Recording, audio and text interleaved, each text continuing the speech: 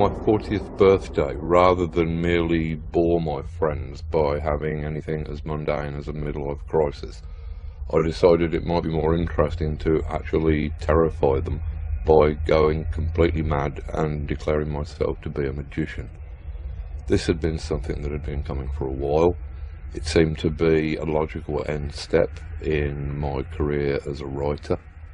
And the problem is that with magic, being in many respects a science of language, you have to be very careful what you say. Because if you suddenly declare yourself to be a magician without any knowledge of what that entails, then one day you are likely to wake up and to discover that that is exactly what you are. There is some confusion as to what magic actually is. I think that this can be cleared up if you just look at the very earliest descriptions of magic. Magic, in its earliest form, is often referred to as the art. I believe that this is completely literal. I believe that magic is art, and that art, whether that be writing, music, sculpture, or any other form, is literally magic. Art is, like magic, the science of manipulating symbols, words or images, to achieve changes in consciousness. The very language of magic seems to be talking as much about writing or art as it is about supernatural events. A grimoire, for example, the Book of Spells, is simply a fancy way of saying grammar. Indeed, to cast a spell is simply to spell, to manipulate words, to change people's consciousness.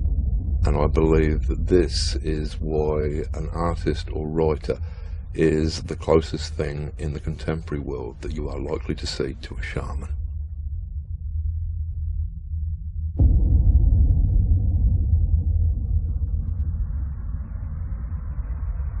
I believe that all culture must have arisen from cult. Originally, all of the facets of our culture, whether they be in the arts or the sciences, were the province of the shaman. The fact that in present times this magical power has degenerated to the level of cheap entertainment and manipulation is, I think, a tragedy.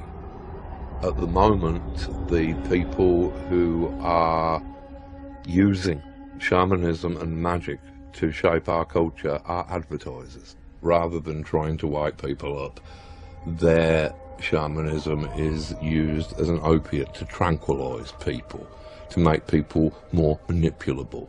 Their magic box of television, and by their magic words, their jingles, can cause everybody in the country to be thinking the same words and have the same banal thoughts all at exactly the same moment.